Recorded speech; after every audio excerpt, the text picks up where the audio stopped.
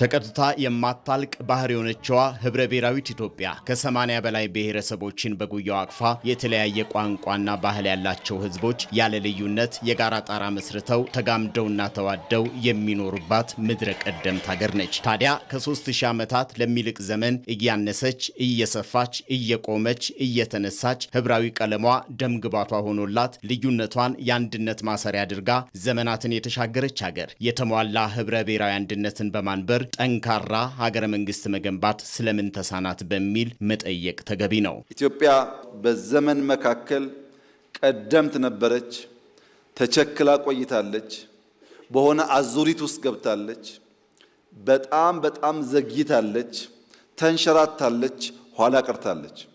ኢትዮጵያ ህብረ ብሔራዊ አንድነት ያለባት ሀገር ካልሆነች በቀር ሰላማዊና ልማታዊ ጉዞ ማድረግ አይቻልም። ለአብነት የሶስት መንግስታዊ ስርዓቶችን ብናነሳ እኔ ብቻ አውቅልሃለሁ በሚል አመለካከት ጨቋኞች ሲፈራረቁና ጭቆና የዜጎቿን አንገት አስደፍቶ እንደቆየ ወዲያ የታሪክ መዛግብት ወዲህ ደግሞ አበው ምስክሮች ያስረዳሉ። በዚህ ነጠላ ትርክት በፈጠረው እሳቤ ምክንያት ፍጹም አንድ አይነት ነን የሚል ደፍጣጭ በዚህ ወገን፣ ፍጹም ልዩነት አለን የሚል ደግሞ በዚያ ሆነው በሁለት ጽንፍ አሸናፊ የሌለው የመጠፋፋት ትግል ውስጥ መቆየቷ በብዛነቷ ውስጥ ያለውን የተቀየጠ ውህድ ህብረ ብሔራዊ መልኳን መግለጥ እንዳትችል ፍትሃዊነት እንዳይረጋገጥ አድርጎ ቆይቷል። በፊት የነበሩን ትርክቶቻችን ነጠላ ትርክቶች ናቸው። በዚህ ነጠላ ትርክት ውስጥ የተገነቡ ኃይሎች አሉ፣ ፖለቲካ ኃይሎች አሉ። አሁን እየተገነባ ያለው ደግሞ የወል ትርክት ነው።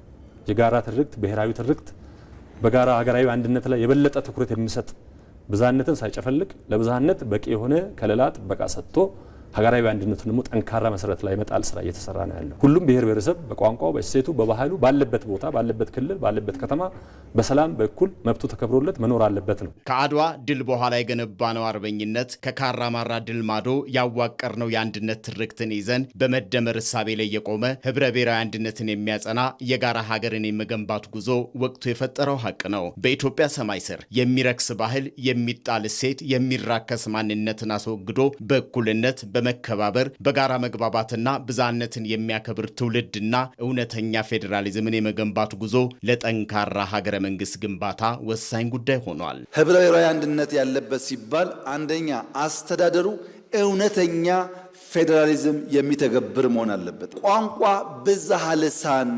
የሚያስተናግድ መሆን አለበት። ማንነቶች ብዝሃ ማንነት የሚያቅፍ መሆን አለበት። ሌላውን እንደራሱ የሚመለከት ብሔርና ሀገራዊ ብሔርተኝነትን ማስታረቅ የሚችል አንደኛው ገዝፎ ሌላውን በማኮስመን አብሮ መኖርን የሚያጠፋ እንዳይሆን መጠበቅ ያስፈልጋል። ከጋራ እሴት፣ ከጋራ ህልም፣ ከጋራ ታሪክ የሚቀዳው የማህበረሰብ አንድነት እንደ ኢትዮጵያ ላለ ህብረ ብሔራዊ ቀለም ላለው ሀገር በትላንት ተግባብቶ ወደ ነገ ለመሻገር ያለፈ ዕዳም ሆነ ምንዳ ሀገራዊ ወራሽ ለመሆን የሚገነባ የጋራ ትርክት ያስፈልጋል። በእርግጥ የነገዋ ኢትዮጵያና የሚገነባው ትውልድ መልክ ብዙ ሲያከራክርም ሲያጨቃጭቅም ቆይቷል። ሀገር በቀሉ ኢትዮጵያዊው የመደመር መንግስት እሳቤ ብዝሃ ቋንቋና ብዝሃ ማንነት ፋፍተው እንዲዳብሩ ሀገርም እንዲሰሩ ብሔራዊ አንድነትን ወደ መገንባት የሚሻገር እውነተኛ ፌዴራሊዝምን መገንባት ላይ አጽንኦት ሰጥቷል።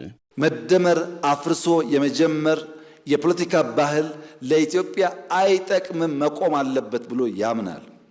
ስለዚህም ያለፉ ስህተቶች የሚያርም የሚያርቅ፣ የቀደሙ ድሎች ጠብቆ የሚያሰፋ፣ ለዛሬና መጪው ትውልድ ጥቅምና ፍላጎት የሚሰራ ሐሳብና ተቋም ሀብት ወረት ማንበር ማቆየት ያስፈልጋል። ኢትዮጵያ በብዙ ፈተናዎች የተሻገረችው ሀገራቸውን በከንፈራቸው ሳይሆን በልባቸው በተሸከሙ ጀግኖች መስዋዕትነት በመሆኑ የጋራ ሀገርን በመገንባት ሂደት ውስጥ በሌላው ጫማ ውስጥ ሆኖ ከማሰብ ያደረ ቁስልን እስከ መተው የሚደርስ ትስስርን መፍጠር ህብረ ብሔራዊ አንድነትን ብሎም ለጠንካራ ሀገረ መንግስት ግንባታ ሚናው የጎላ መሆኑን በሚያምነው የመደመር መንግስት እሳቤ እድል ከሆነው መደመር ድል ወደ ሆነው ብልጽግና ለመሻገር በላቀ የሥራ ትጋት መገለጥ የወቅቱ እሳቤ ሆኖ ከፊታችን ቆሟል።